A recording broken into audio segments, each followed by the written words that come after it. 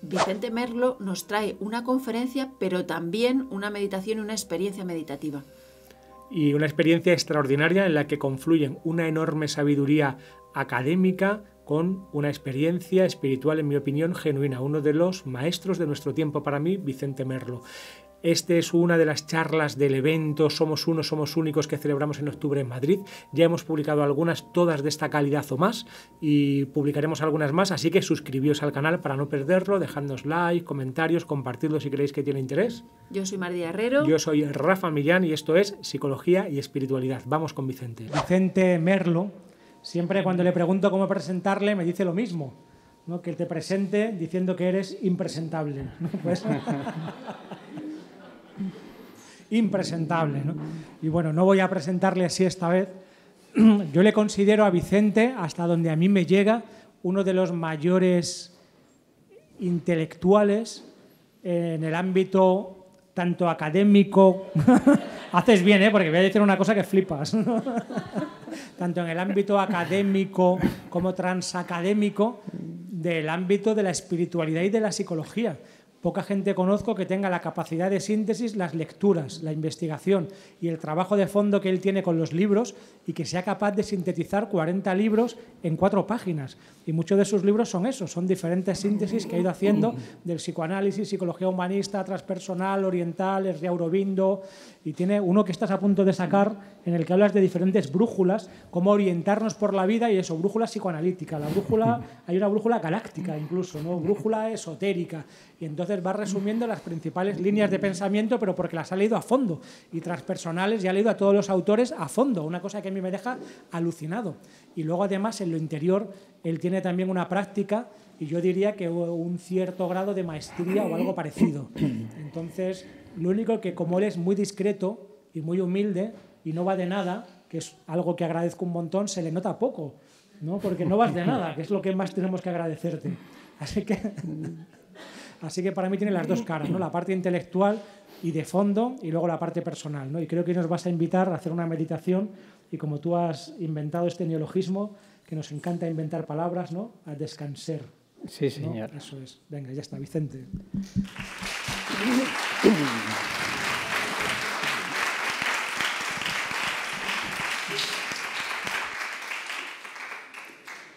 Pues buenas tardes, muchas gracias Rafa por la presentación y por el libro que sé que aprecias mucho y sé que está agotado ya en las librerías casi, ¿no? Quiero agradecer de verdad no solo a Rafa la presentación, sino a Mardía también por la invitación conjunta, a Luchi, a Rocío por la organización, a este espacio Ronda que nos acoge. Y efectivamente, como decía Rafa, y habréis visto en el título, la idea es centrarnos en la meditación.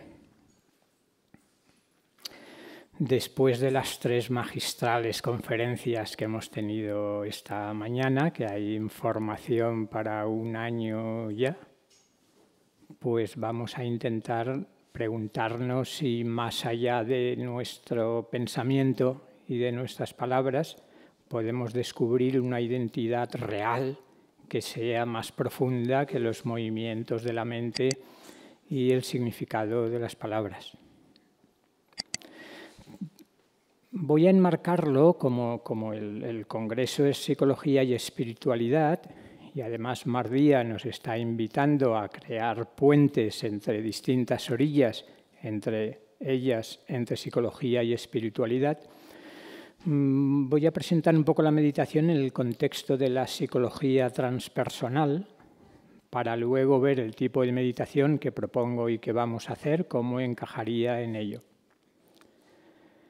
Elegiría 3 o 4 de los psicólogos transpersonales más o menos conocidos.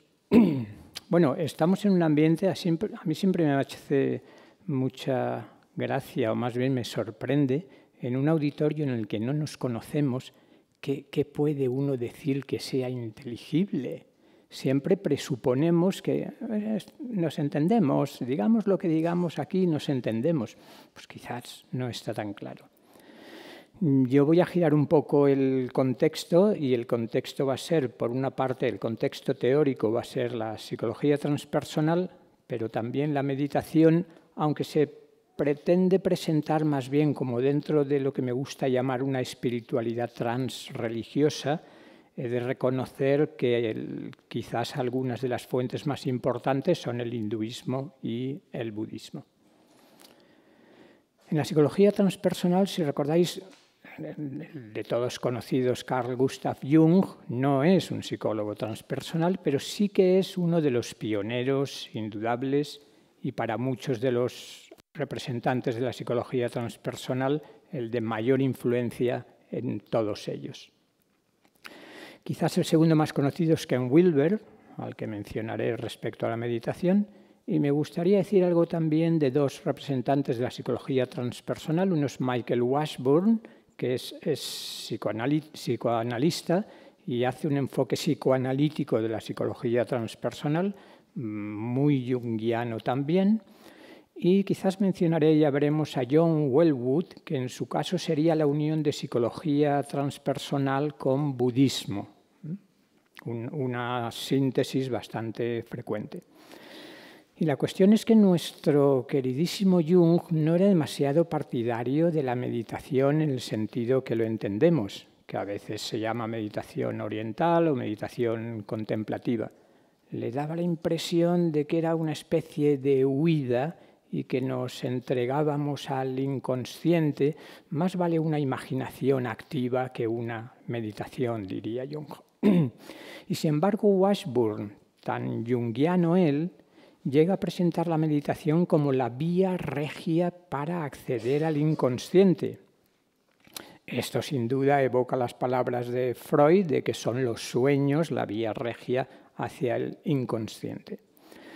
¿Por qué? Porque como veremos, y como sabéis, los que habéis practicado un poco de meditación, en la meditación es posible, y depende del tipo de meditación que se realice, que uno se abra al inconsciente, subconsciente, y permanezca receptivo, pero atento a los contenidos reprimidos, traumáticos de cualquier tipo, y qué actitud adoptar en ese momento, lo que podríamos llamar la actitud meditativa, quizás sea algo crucial.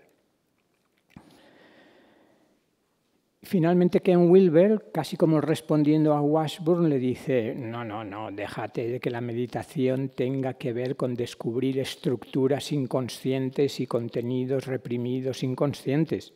La meditación, si es una vía regia hacia algo, es una vía regia hacia el descubrimiento de lo que Wilber llama estructuras superiores en el desarrollo de la conciencia.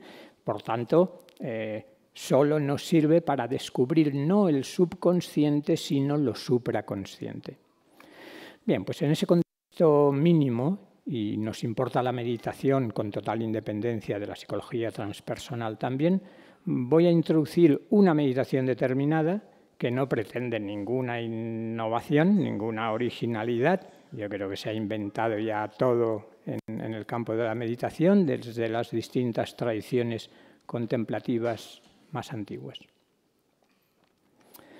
Dejadme que distinga entre la meditación como práctica formal, es decir, los 20, 30, 40 o el tiempo que uno quiera minutos, en los que normalmente uno sentado o en Padmasana o en la silla o como quiera, comienza a realizar una técnica determinada, una práctica formal. Pero la práctica formal lo importante es que nos va a descubrir un estado de conciencia. Ya no es la meditación como práctica formal, sino la meditación como un estado de conciencia en ocasiones muy diferente al estado de conciencia habitual en el que vivimos la vida cotidiana. Y en tercer lugar, podemos hablar de una actitud meditativa que sería el intento de llevar el estado de meditación conseguido durante la práctica formal a la vida cotidiana. Teniendo eso en cuenta, me gustaría unir también teoría y práctica. Unir quiere decir que si no puede dar la impresión de que ahora primero vamos a dar la teoría y solo después vamos a dar la práctica. No, Si la práctica de la meditación avanzamos ya, algo que todos sabéis, podríamos decir que consiste fundamentalmente en descubrir ese nivel de nuestra conciencia, de nuestro ser, desde el cual las identificaciones habituales con todos los contenidos que aparecen en la conciencia, con nuestro cuerpo, con nuestras emociones, con nuestros pensamientos, con nuestra idea de yo, con lo que llamamos el ego, y que quizás habría que ver si todos entendemos lo mismo cuando hablamos del ego.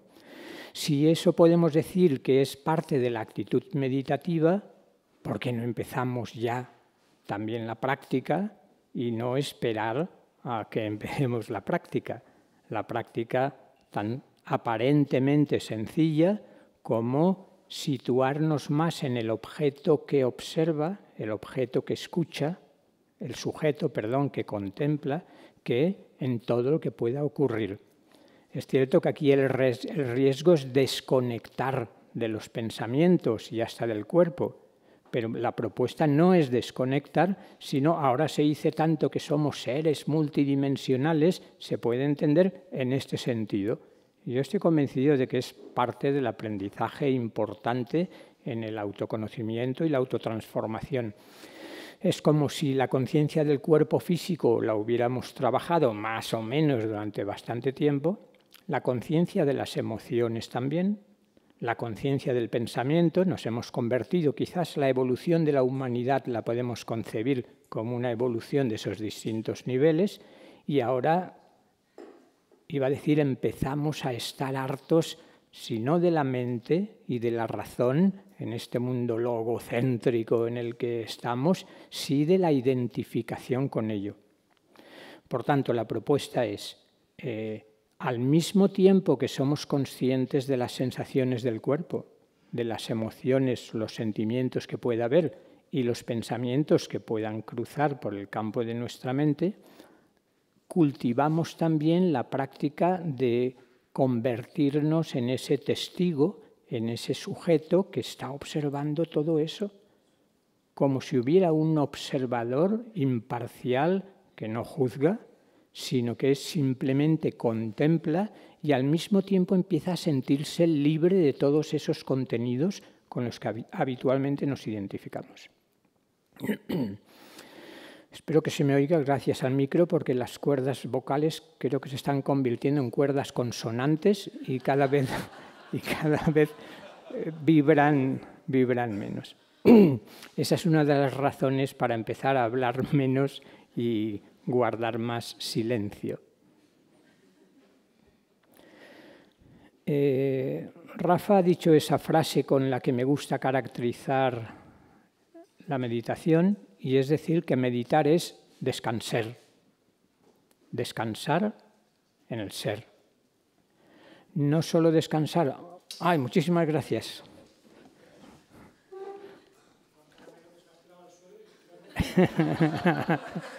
Esto es como la cabalgata de los reyes.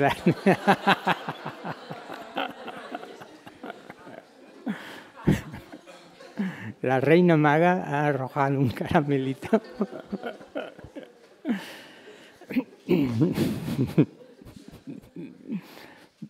Meditar es descansar en el ser, y voy a distinguir tres momentos que aparecen en el título de la charla. Un primer momento ascendente, lo que llamaremos un momento cumbre, y un momento descendente. Al momento ascendente vamos a llamarlo de armonización, y es lo más habitual en cualquier meditación, incluso en mindfulness. El momento cumbre sería la esencia de la meditación. Ahora diré en qué sentido. Y después, quizás lo más, tampoco original, pero menos frecuente para muchos, sería lo que llamo el momento descendente.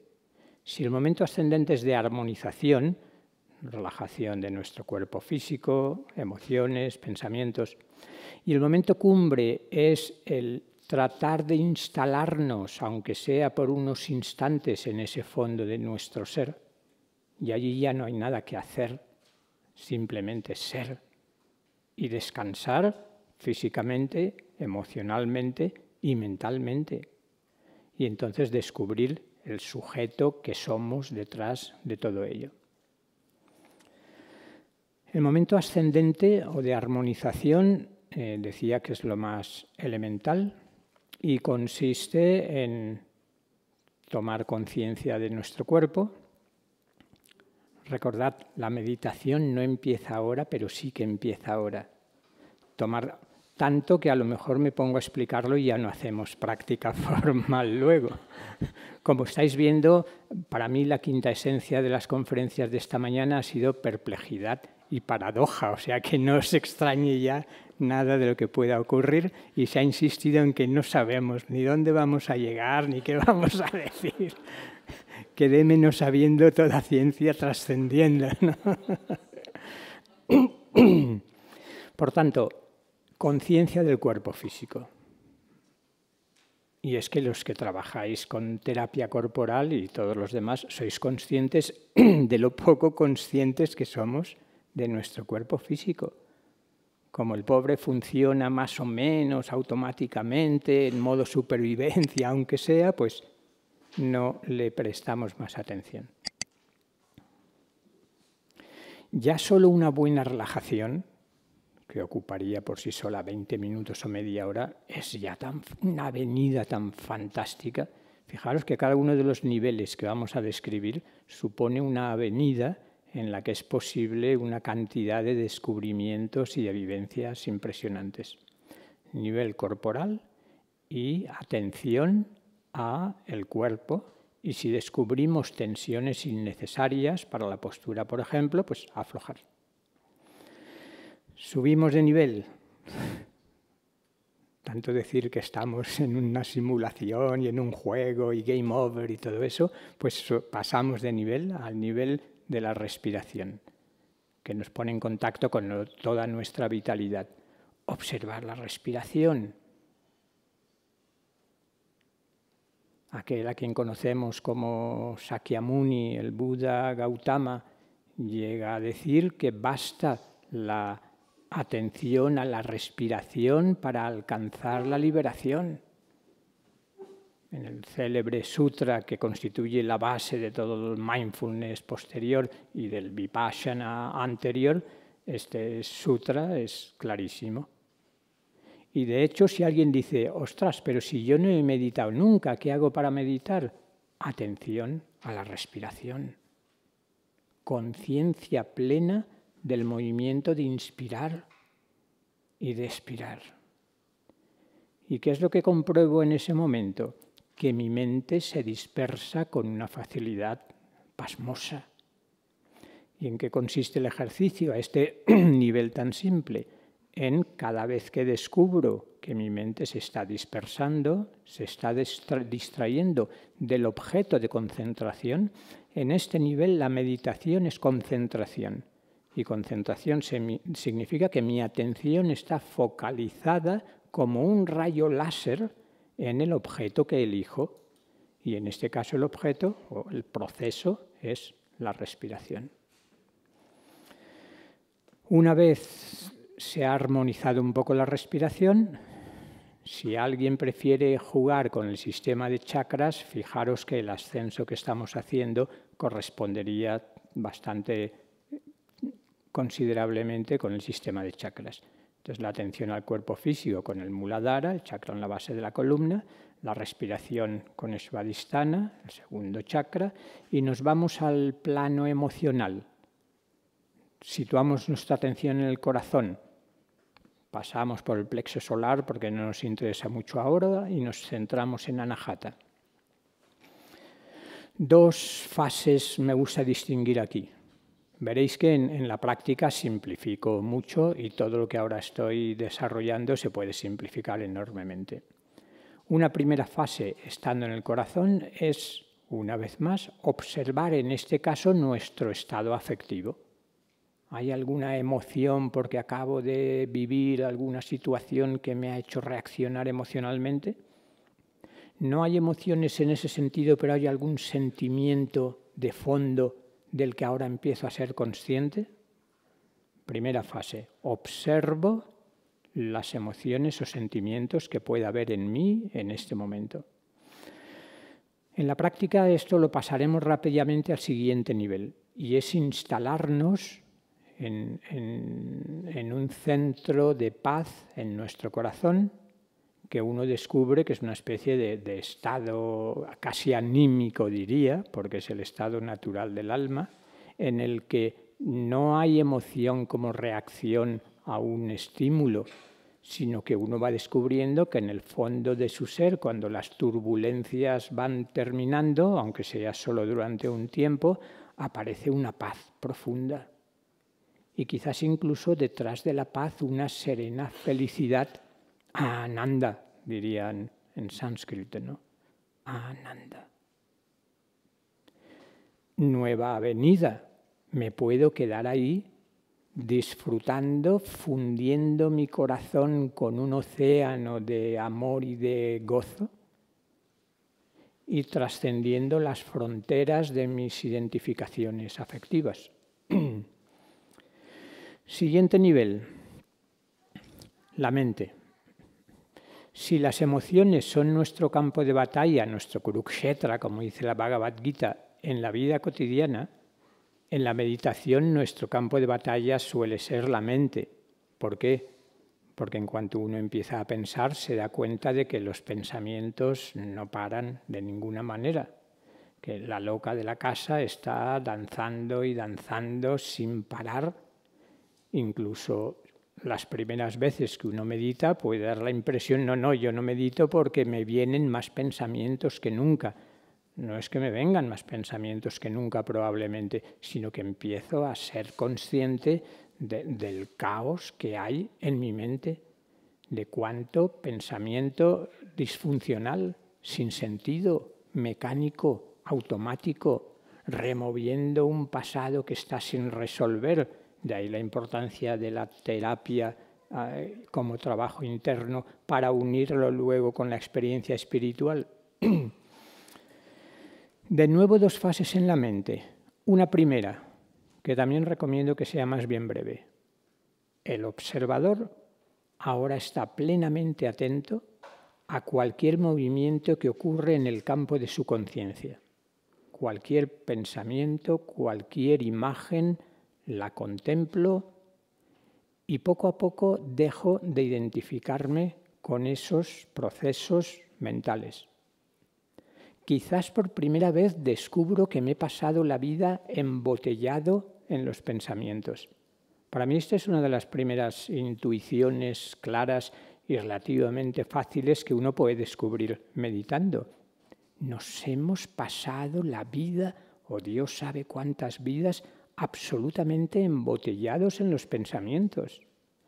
La sensación de libertad cuando uno por primera vez o por enésima vez deja de identificarse con los pensamientos, aunque los haya. ¿Recordáis? Como varios estáis en el mundo del yoga, Chitta Vritti Nirodha, dice Patanjali al principio de los Yoga Sutras. El yoga es la detención de los procesos mentales. Mi perspectiva es, no nos preocupemos de la detención, no hace falta que paren los pensamientos. Yo creo que es mucho más importante que se vaya uno desidentificando de ellos. Veremos que si en un segundo momento pasamos a un silencio mental total o casi, pues tanto mejor. Pero yo no lo pondría en ningún caso como objetivo. Sí, la desidentificación de todos esos movimientos. Con lo cual pasamos a la segunda fase de este nivel mental que para mí es más importante. Dejan de interesarme los pensamientos. Primero, la alquimia espontánea de la meditación hará que los pensamientos se vayan armonizando, que es lo propio de este momento ascendente.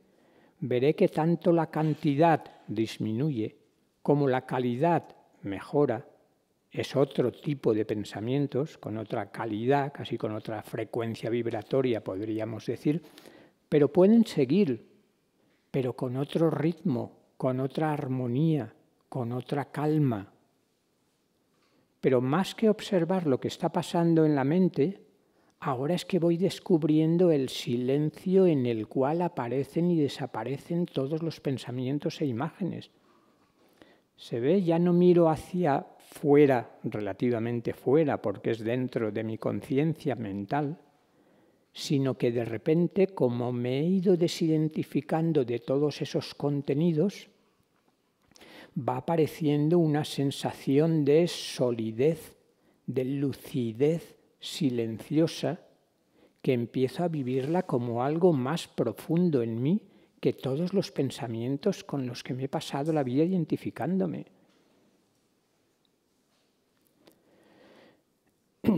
De ahí prácticamente pasamos al momento cumbre. ¿Se ve? Hasta aquí era una cierta armonización corporal, emocional, mental.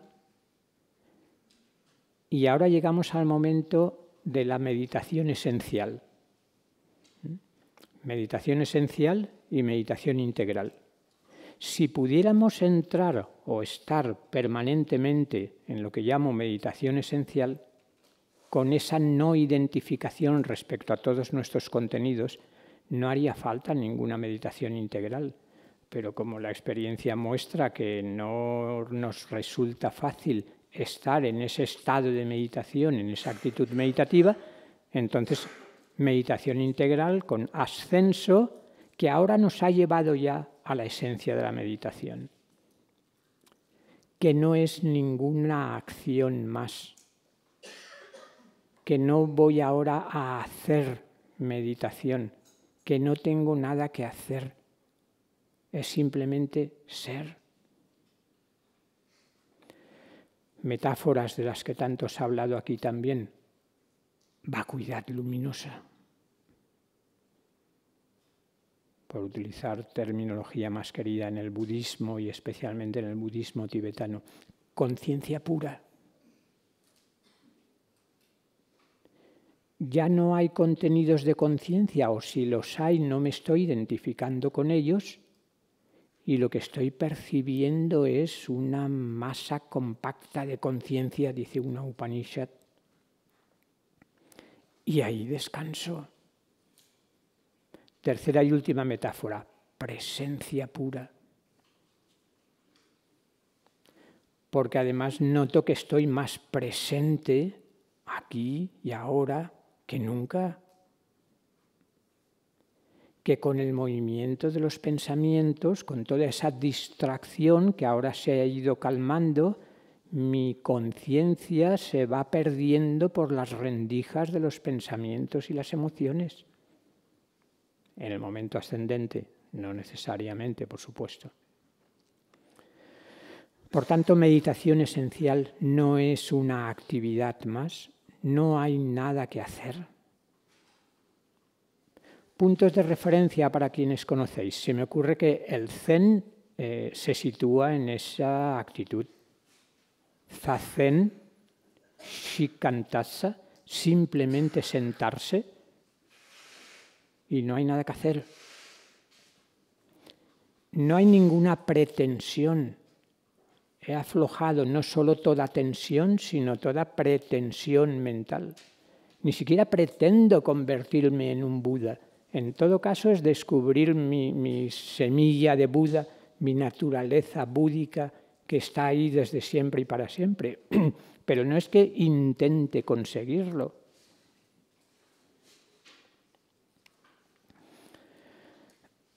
Los que conocéis Mahamudra en el budismo tibetano, Tilopa, uno de los grandes maestros del budismo tibetano, le dice a Naropa, Mahamudra trasciende toda palabra y toda imagen, pero a ti, Naropa, te puedo decir que basta con que descanses en una actitud relajada para alcanzar la liberación, lo que había dicho el Buda. O el Dzogchen, toda la insistencia es en instalarse en Rigpa, en esa conciencia prístina, conciencia pura, decíamos. Y entonces descubro que yo soy más eso que todo aquello que hasta ahora me creía ser.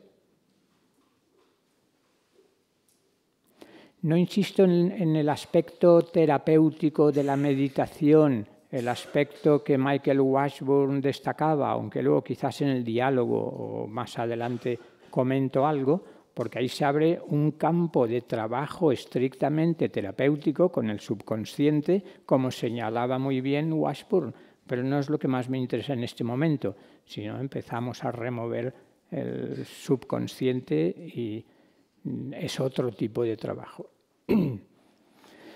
Momento cumbre, pues. Fijaros el tipo de meditación y la relación con la manera de entender el mundo y el sentido de mi vida, que aquí también se ha hablado del sentido. Si nos situamos en determinados enfoques, quizás dominantes en las espiritualidades religiosas tradicionales, no en todas, ya no hay nada más que hacer. En lenguaje hindú, el Jivan Mukta, una vez alcanzado moksha, la liberación, ya no tiene nada que hacer. Cuanto antes salga del samsara, con todo su sufrimiento, mejor. Incluso el bodhisattva, decíamos ayer, Rafa, no, el bodhisattva también vuelve, como vamos a ver en el momento descendente, en el descenso de la montaña. Sí, el bodhisattva viene para aliviar el sufrimiento de los pobres ignorantes que todavía nos hemos quedado aquí, pero para indicarnos el camino y salir al nirvana, se entienda como se entienda este símbolo, y dejar definitivamente el samsara. El enfoque que trata de recoger esta meditación en su aspecto integral, a algunos os puede sonar a psicología integral de Ken Wilber, pero no es el mismo enfoque. A otros quizás os puede sonar al yoga integral y el Vedanta integral de Sri Aurobindo. Aquí se he de reconocer que la inspiración de fondo de la meditación integral tiene más que ver con este enfoque del yoga integral. ¿Recordáis algunos esa célebre frase de Sri Aurobindo? Mi yoga comienza allí donde terminan los otros yogas. ¡Oh, qué pretensión! ¿Qué quiere decir esto?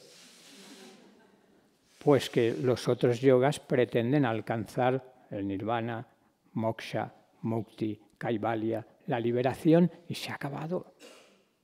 Y el cuerpo y las emociones y los pensamientos sí forman parte de Maya, en la visión más radical de Maya, pero no por eso menos frecuente, en todo el Advaita, en todo el Vedanta no dualista y en el Neo-Vedanta Advaita también. Esto no sirve para nada. La mente es el destructor de lo real, nada, fuera mente, no mente. En el enfoque que estoy denominando integral, el momento descendente va a consistir justamente en recuperar la maravilla de los instrumentos que tenemos para expresarnos en este mundo, en este samsara, con la idea no de irnos de él porque se sufre mucho, sino de transformarlo profundamente, radicalmente. En terminología de Sri Aurobindo, mediante lo que llamaba el descenso de la conciencia-energía supramental, que supondría un novum en la evolución y nos permitiría dar una especie de salto cuántico en la evolución, convirtiéndonos en seres gnósticos o seres supramentales. Terminología extraña que si hace falta recogemos luego. Momento cumbre. En muchas concepciones, no solo mi meditación, sino que el sentido de mi vida termina ahí. Me siento libre en vida y cuando termine esta vida, como he dejado de identificarme, incluso con todo mi karma, ya que el fuego de conocimiento, el jnana, produce la desaparición de todo el karma, pues ya seguiré en otra dimensión libre. Momento descendente. Fijaros, si la meditación esencial es la máxima simplicidad, no hay nada, vacuidad luminosa. No hay contenidos que me estén mareando, conciencia pura. Solo está ese sujeto trascendente en la inmanencia. El juego trascendencia-inmanencia también se ha estado tratando. Y de hecho me ha asombrado de algunas similitudes entre Ibn Arabi y Sri Aurobindo. Quizás esa similitud de otro estilo que tú decías, Rafa.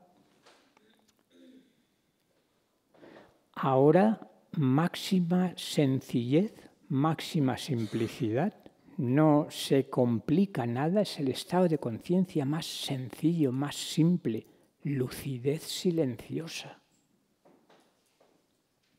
Pero en la meditación integral, en el momento descendente, recupero la complejidad existente de toda mi personalidad y además intento afinar, afilar y utilizar, sacar todo el provecho que pueden tener cada uno de mis instrumentos. ¿En qué sentido? Pongo algunos ejemplos de los muchos posibles. Fijaros que es importante. El momento descendente. Podéis experimentar o suponer por un momento que os habéis situado en ese estado de silencio luminoso. La realidad se ha convertido en un océano de silencio gozoso, armónico, con una sensación impresionante de libertad, con una plenitud que vivo como la plenitud esencial de mi ser. Eso solo es posible si mi conciencia no vuelve a embotellarse en los pensamientos y las emociones y empiezo a preocuparme de una cosa, de otra, y mi conciencia, de esa expansión que espontáneamente, por llamarlo de alguna manera, se había producido, se produce una contracción. De hecho, el ego no es más que una contracción de nuestra conciencia a través de una idea de mí mismo con la que me identifico como si fuera la totalidad de mi ser y yo fuera fundamentalmente eso. Decía que solo si mantenemos en mayor o menor medida, en la medida de lo posible cada uno, ese estado de silencio espontáneo, armónico, tiene sentido emprender el momento descendente. ¿Por qué? Porque como voy a pasar a utilizar la mente, las emociones, la energía de una manera nueva, si me embotello el ego y me creo que ahora tengo la fórmula del secreto y que voy a empezar a visualizar la mansión, léase El Secreto, en su aspecto no tan fantástico, no porque no sean ciertas algunas de sus premisas fundamentales, estoy perdido, por lo menos no es mi juego, no es mi propuesta. Por tanto, intentamos mantener ese estado y entonces recupero la mente de una manera nueva. Primero, descubro una mente mucho más receptiva. Como está en silencio, un silencio receptivo, descubro que espontáneamente es como si atrajera magnéticamente ideas, va a ponerlo con mayúscula y así son ideas platónicas, es decir, que eran las ideas platónicas, verdades eternas. No lleguemos a ese punto, pero simplemente mi mente más receptiva, con menos ruido, puede sintonizar ya no con emisoras de baja calidad, sino que estoy sintonizando, yo qué sé, con radio supramental. Mente receptiva. Allí hasta puedo lanzar preguntas profundas que verdaderamente me preocupen y me inquieten, porque el universo me va a mandar la respuesta. De algún modo sí funciona así. Pero por otra parte, esa mente que en cierto sentido es más receptiva, se convierte en una mente más creativa. ¿Por qué? Porque ya no es la mente automática, mecánica, que echa mano de toda la memoria acumulada. Krishnamurti no se cansó de insistir en, ¿no? Como ya no está esa mente mecánica automática basada en la memoria, que repito todo lo que tiene acumulada la memoria, entonces es cuando puedo empezar a crear algo nuevo. Por tanto, mi mente pasa a ser también sagrada, es un instrumento capaz de iluminar la realidad, o por lo menos de dejar translucir la luz que procede de más allá de la mente, por supuesto. Se ha hablado de la imaginación creadora, pero la propongo también en un sentido muy concreto. Y además Mardía decía, es que hemos confundido fantasía e imaginación. Efectivamente, distinguimos fácilmente entre la fantasía como el bailoteo de imágenes que yo no decido, ni deseo, ni sé qué hacer con ellas, que dan vueltas en mi cabeza, y la imaginación creadora, si queréis, a través de la visualización, lo que voy a aplicar en la meditación. Es decir, descubro que tengo una herramienta poderosísima, sagrada, que es la imaginación. Muchos sabéis que tanto en el budismo tibetano, en el Vajrayana, como en todo el Tantra hindú, la visualización desempeña un 80-85% de todas las meditaciones. Obviamente mi propuesta, ya que se enmarca en esa especie de espiritualidad transreligiosa, no va a ser visualizar mandalas, yantras ni nada por el estilo, pero sí algo tan sencillo como utilizar la visualización de determinadas luces. Concretamente propondré hoy visualizar luz dorada que desciende. Método, aplicación elemental de la visualización. Si seguimos descendiendo, voy a ir un poco más rápido en la descripción, que sí que me gustaría que, aunque la mayoría ya habéis entrado en un cierto estado de meditación, pero que haya más silencio que palabras en la práctica. Si seguimos descendiendo al corazón, estoy haciendo muchas referencias al budismo. Algunos se van a creer que soy budismo, pero creo que los que me conocéis, creo que no soy demasiado sospechoso de budista. Pero el budismo, como tantísimas cosas que ha cultivado extraordinariamente la meditación, es la meditación de la compasión. Si alguien se siente más cristiano o más de otra tradición, pues que piense en el amor crístico. Lo cierto es que ahora estoy abierto no solo con mi mente más receptiva y más creativa, sino, si queréis, visualizamos que desciende esa luz dorada que va iluminando mi mente, que va iluminando mi corazón, y siento, visualizo y puedo experimentar directamente que mi corazón, no físico, el chakra anahata, se abre por el estado en el que he entrado y que nuestros corazones se convierten en canales de un amor compasivo transpersonal. El momento descendente, me gusta llamarlo armonización ascendente, realización cumbre, porque es la realización del nivel más profundo al que llegue de mi ser. Y el momento descendente es de integración y de irradiación. De integración porque aquellos campos de conciencia y energía que voy descubriendo en la meditación paso a integrarlos en mi vida cotidiana y en mi personalidad. Y de irradiación porque pasa a convertirse en una experiencia que estamos comunicando, compartiendo, lo queramos o no, lo sepamos o no, a todos los niveles de nuestro ser, en este océano cósmico en el que vivimos, de energías de todo tipo. Estamos compartiendo el estado de nuestra mente y el estado de nuestro corazón. Por tanto, estoy irradiando espontáneamente, sin proponérmelo, esa nueva luz, esa nueva conciencia, ese nuevo amor compasivo que de alguna manera puedo imaginar, visualizar que está descendiendo y atravesándome.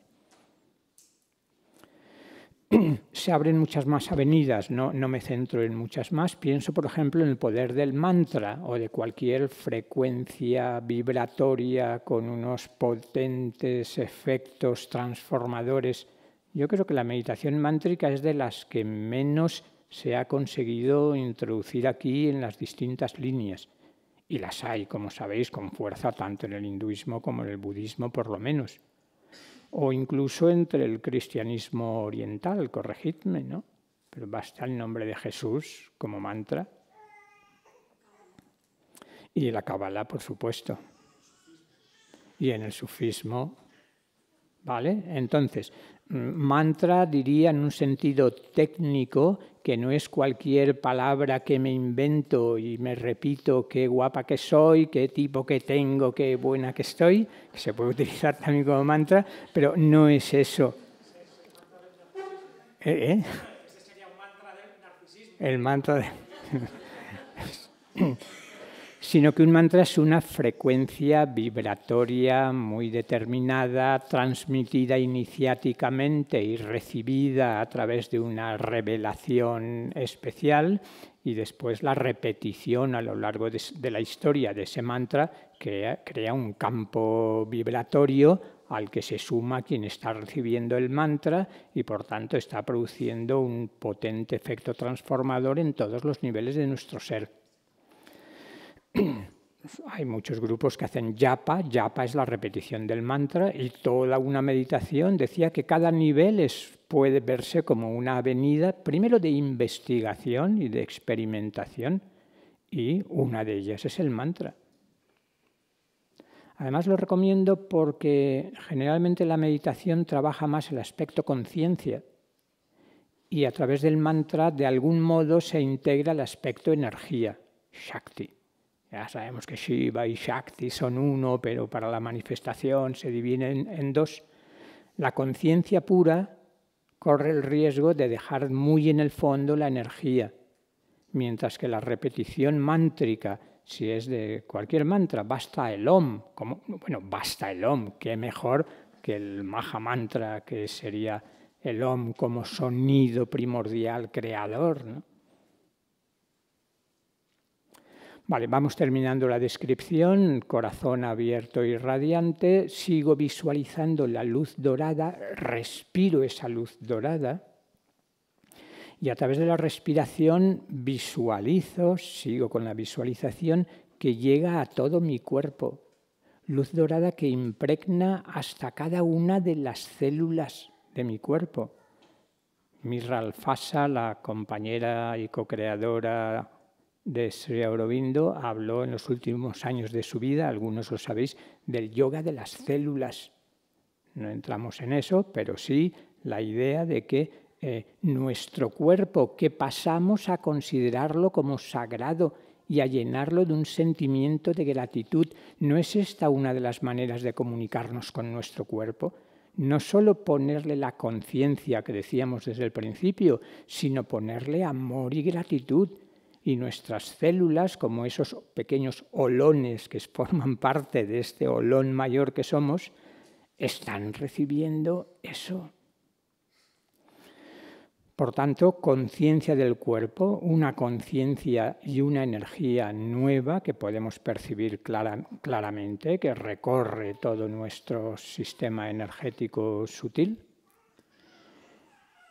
Y podemos terminar agradeciendo también el mantra, y te ruego que si por mí no salgas, sino que permanezca no solo ahora, sino durante la meditación, si quieres, y que además te sirva como ejercicio para aflojar y no te preocupes de ahora está llorando ya demasiado, me salgo. No, mujer, no. Integramos el llanto posible o cualquier cosa que aparezca como parte de la meditación, que aparece en mi conciencia, pero lo dejo desaparecer, y si no desaparece no pasa nada, no me cuelgo a ello. Sigo siendo el sujeto observador en estado de lucidez silenciosa.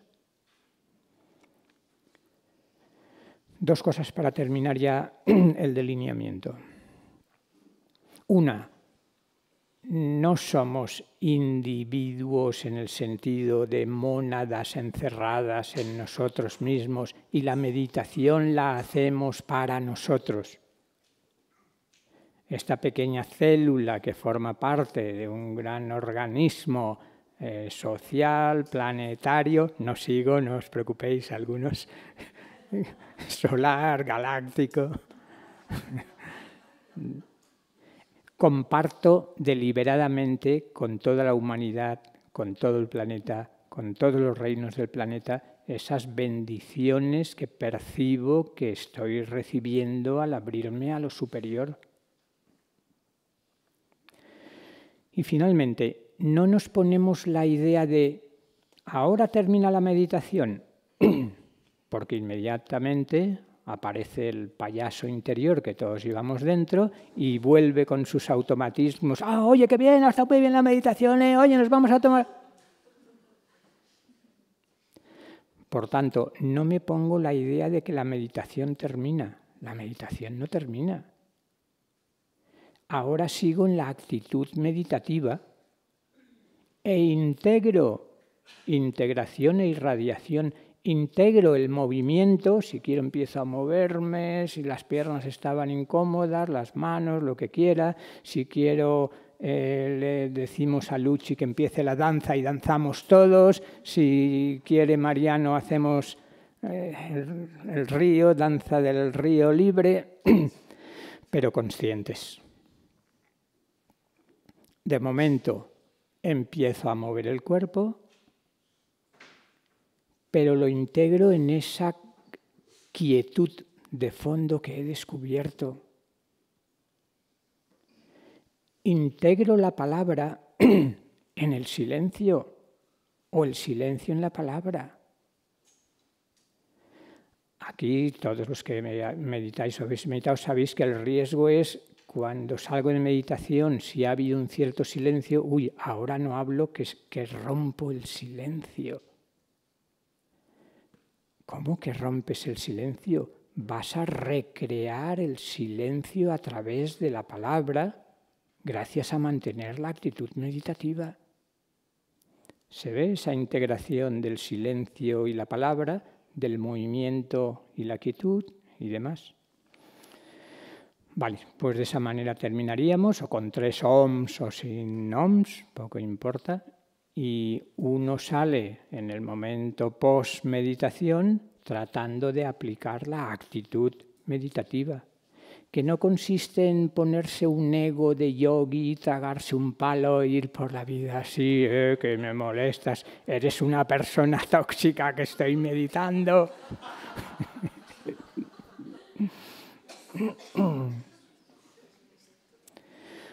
¿Os parece que hagamos, a ver el tiempo que nos queda? Anda, se nos ha hecho el tiempo. 5 minutitos, 10 minutos. Bueno, esto ya es una antimeditación de 5 minutos. Vamos a meditar a prisa.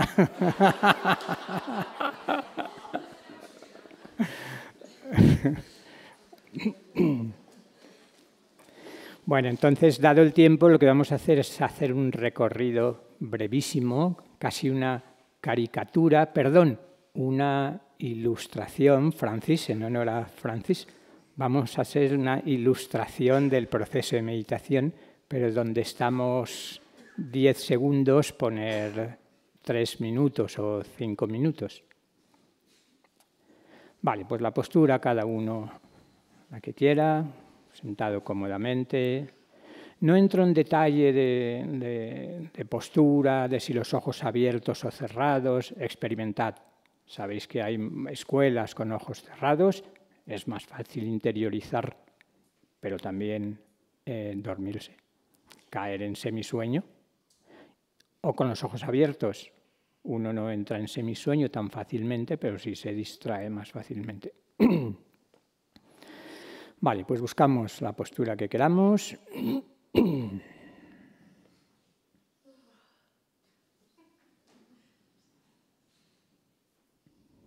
Tomamos conciencia de la postura y aflojamos cualquier tensión innecesaria.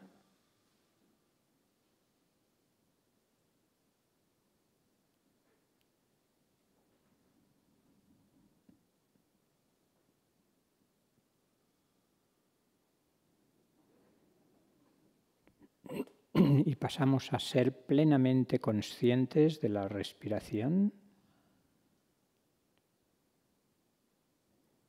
Inspiro conscientemente. Expiro conscientemente.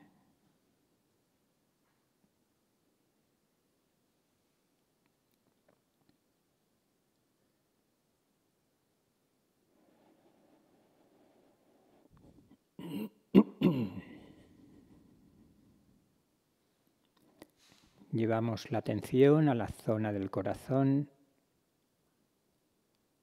y nos instalamos en una paz profunda que descubrimos allí.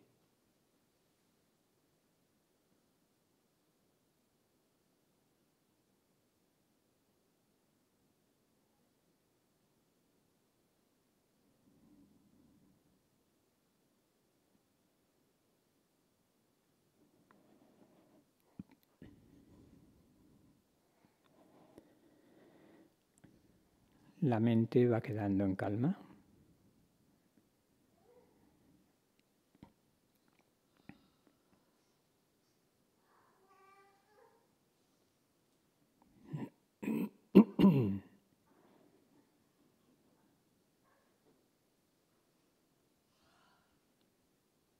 Y permanezco en un estado de lucidez silenciosa.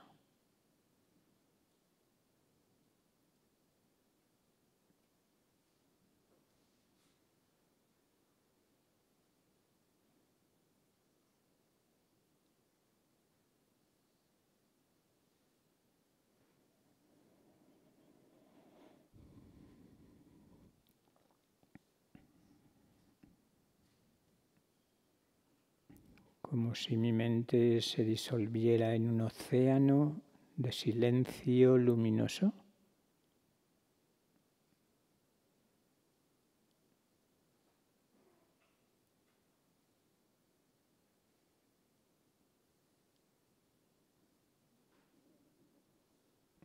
Un silencio habitado por la presencia pura.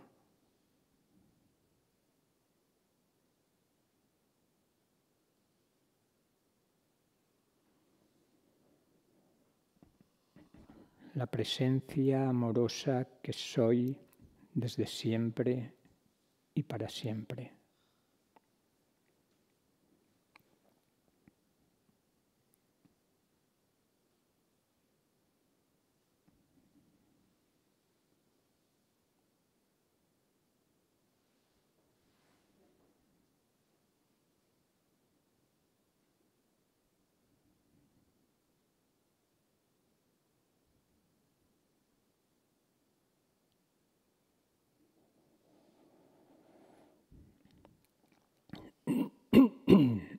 Y desde esa presencia dirijo la atención hacia lo alto,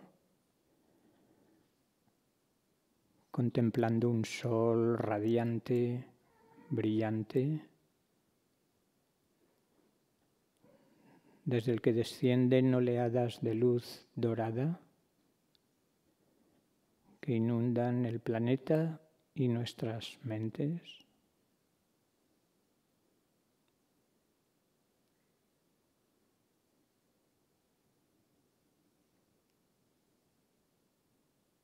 Sigo visualizando esa luz dorada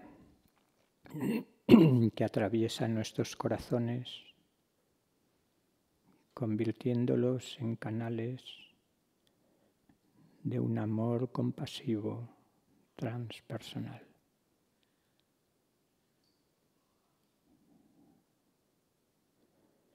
Corazones que laten al unísono con el corazón de la tierra.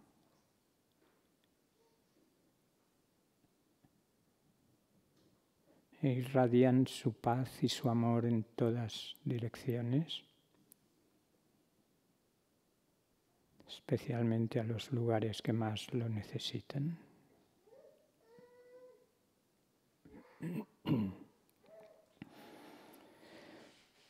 Respiro esa luz dorada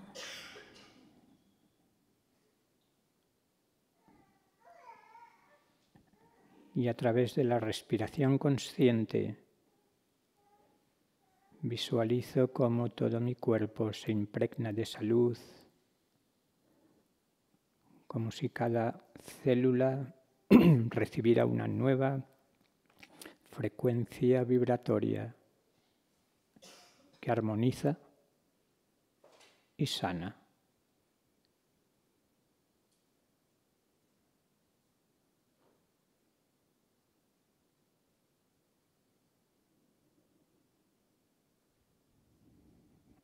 Y así, con un sentimiento de profunda gratitud, compartimos con toda la humanidad y todo el planeta las bendiciones recibidas.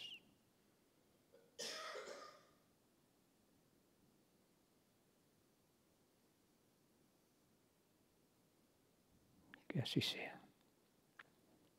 Que así sea. Que así sea.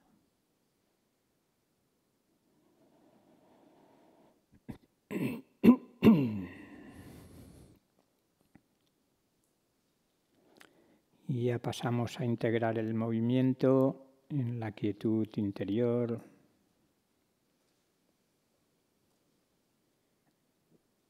Si teníamos los ojos cerrados, los abrimos cuando queramos, integrando el mundo externo en nuestra conciencia.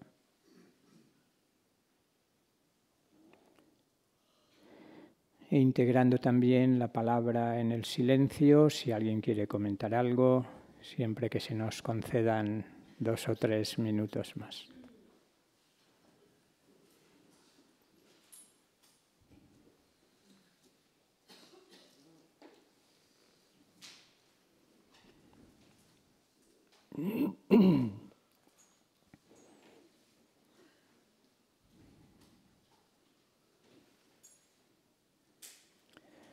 Pues como el tiempo es oro, nunca mejor dicho, gracias por vuestra paciencia y vuestra actitud atenta e iluminadora.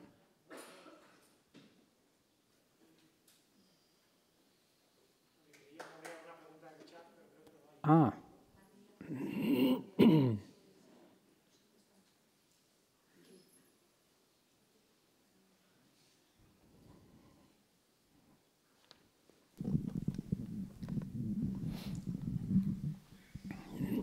Bueno, muchísimas gracias por la charla, que me ha encantado, también el ratito de meditación. Yo soy meditadora practicante desde hace años y hasta ahora yo he utilizado la fórmula del mantra. Recientemente me han hecho descubrir el mundo de la autoindagación con la pregunta ¿qué soy yo? ¿Qué observa en mí? No sé, de alguna manera he recibido ecos sobre el hecho de que la autoindagación puede ser como más fructífera. No sé si podía decirme algo sobre esto, por favor, desde su experiencia. Gracias. Sí, supongo que coincidimos en que el sentido del mantra y de la autoindagación, a lo Ramana Maharshi, es conducirnos al silencio. Si no, uno corre el riesgo de, en cualquier tipo de mantra, desde la meditación trascendental hasta mantras más, de pasarse todo el tiempo repitiendo el mantra sin apreciar el silencio que subyace al mantra. Y con la indagación lo mismo, el riesgo de que se convierta en un nuevo movimiento mental que no llega a trascender la mente, y me paso todo el tiempo pensando: soy este cuerpo, no soy este cuerpo, pero no salgo de la mente. Por tanto, perfecto cuando se toman como instrumentos, como medios, pero no como el fin. El fin en este caso sería, se puede utilizar sin olvidar el fin todos los medios que uno quiera, pero mi propuesta sería extraordinario siempre que no pierda de vista que el sonido o conduce o puede complementar al silencio de fondo.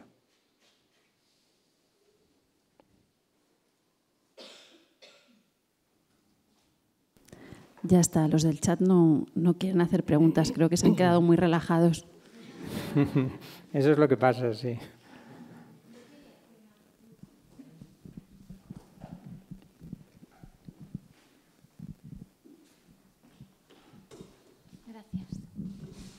Bueno, Hace poco ha caído en mis manos un libro que habla sobre meditación y el trauma, como experiencias de personas que practican la meditación y vuelven a revivir hechos del pasado y se retraumatizan.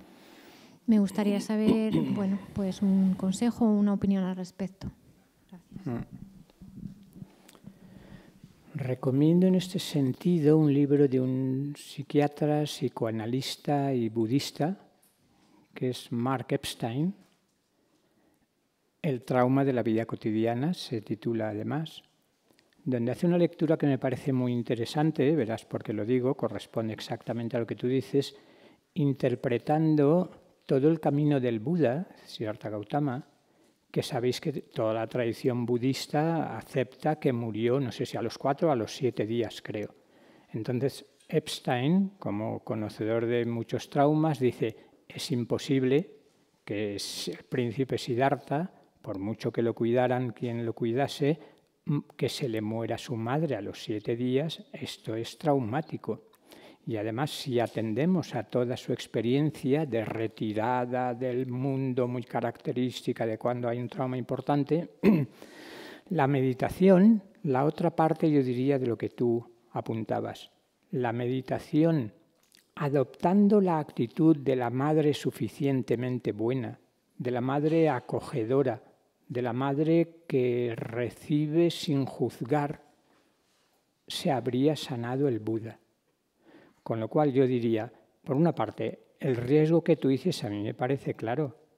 Un trauma importante cuando emerge nos rompe los esquemas de la coraza caracterológica, la estructura del ego, y luego este es el riesgo.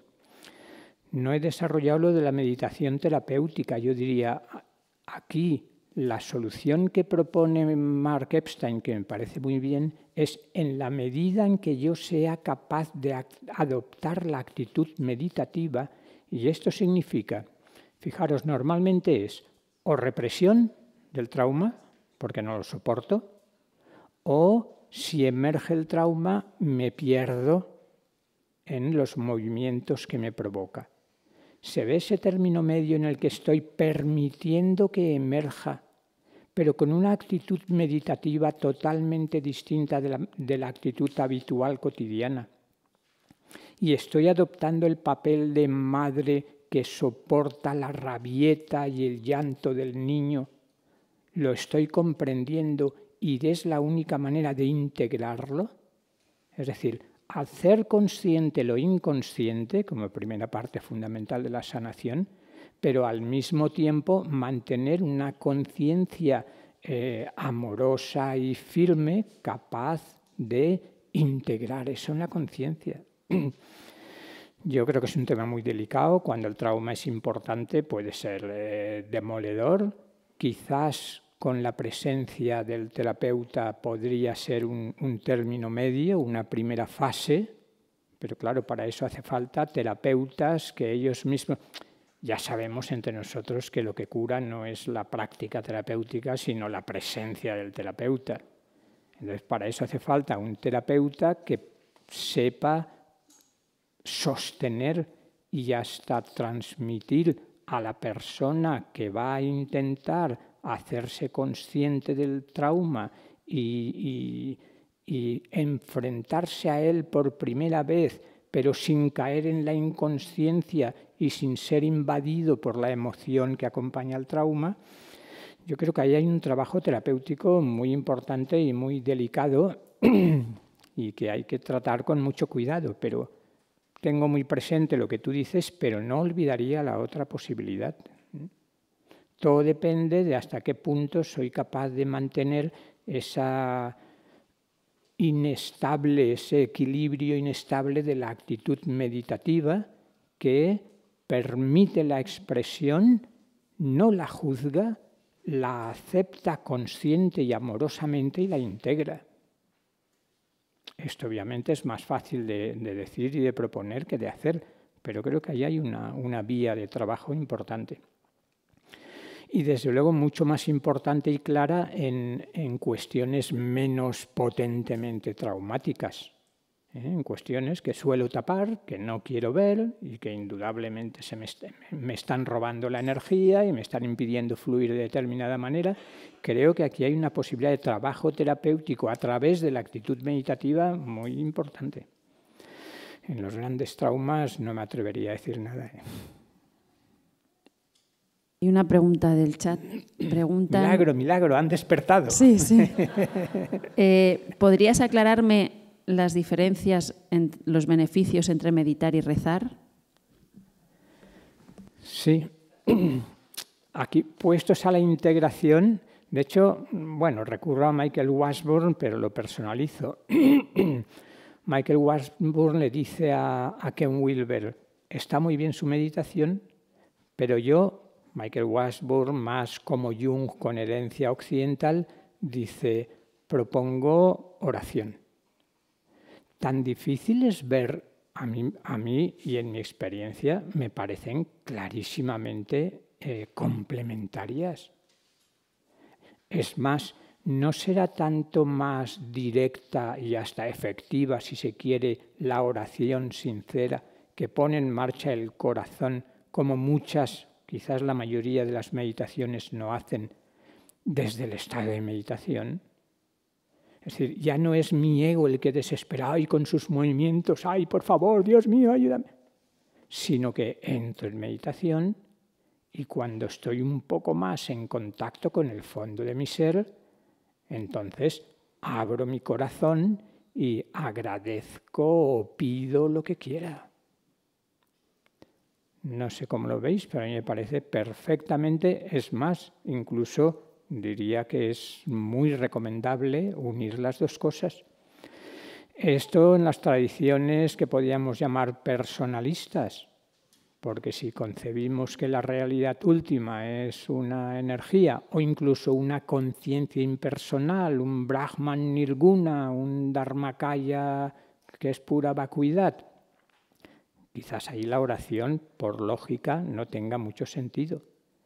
Pero si estamos pensando, estoy pensando, como muchos de los presentes sabréis, pues en la tradición budista y en la tradición Advaita o de determinado tipo de Advaita, de Shankara, Ramana Maharshi, Nisargadatta y tantos otros, en los que no tiene mucho sentido la oración en sentido pleno. Mientras que si concebimos que el anthropos, eres tú, Pablo, ¿no?, el que lo decías, somos células del ser único universal. Dejadme que termine con lo que para mí es la esencia del misterio cosmoteándrico, por decirlo con esa expresión de Raymond Panikkar. El descubrimiento, es decir, la realización integral, desde mi punto de vista, consistiría en la realización en sentido pleno de estar conscientes plenamente de que somos simultáneamente, desde siempre y para siempre, una conciencia individual, no este cuerpo ni este ego, por supuesto, un sujeto autoconsciente individual, que es el que ensarta, el hilo dorado que ensarta todas las cuentas del collar de nuestras múltiples reencarnaciones, pero que a través de una expansión de conciencia descubro que parte de mi identidad no es solo esa identidad anímico-espiritual individual que trasciende con mucho mi identidad psicológica egocentrada, sino que descubro mi identidad como conciencia universal. Richard Bucke, ¿recordáis? Aquel psiquiatra canadiense, tras su experiencia, escribe su libro Conciencia Cósmica.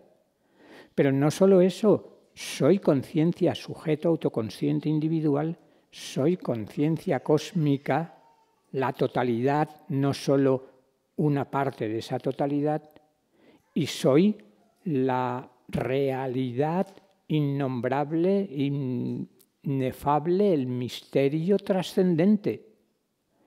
Es decir, que aceptamos la experiencia advaitica no dual, Aham Brahmasmi, yo soy Brahman, dice el Rishi de las Upanishads, o quizás Alalash lo dice de otra manera, quizás yo soy la verdad o yo soy la verdad absoluta. Asumimos esta experiencia radical de no dualidad, pero la gota no se pierde en el océano disolviéndose, sino que la gota conserva su autoconciencia de ser un fractal del infinito, de ser un fractal del absoluto y al mismo tiempo el propio absoluto trascendente, que es trascendente, supracósmico, pero también trascendente en las cosas. Impregna absolutamente todo lo que es. ¿Se ve qué reconciliación de, sí, yo soy un alma individual, pero Dios es totalmente otro? No es el totalmente otro, es el yo supremo, es el totalmente yo, es mi yo más profundo, mi identidad más profunda. Y el uno se permite el lujo de expresarse desde siempre y para siempre en la multiplicidad, que la multiplicidad no tiene por qué ser parte de Maya, que la multiplicidad es el juego real, ontológicamente real, del absoluto trascendente, ekame vat vitiyam, el uno sin segundo. ¿Se ve esta especie de trinidad en la que soy uno, todo y trascendencia? Lo infinito trascendente, la totalidad universal y una individualidad. Somos uno, pero somos únicos. Sé que esto se puede leer de varias maneras y de hecho he estado sobrevolando, pero esta sería mi lectura ontológicamente fuerte del somos uno, somos únicos. Somos uno porque nuestra identidad última es la identidad suprema, la identidad trascendente. Más allá de y en las cosas. ¿Os habéis fijado? Pocas veces el infinito se ha insinuado aquí. El infinito quiere decir que quiere también decir que está en lo finito. El misterio es la conjunción de lo finito y lo infinito, que somos lo infinito expresándose a través de ese fractal finito del absoluto. Después de eso ya no digo nada más.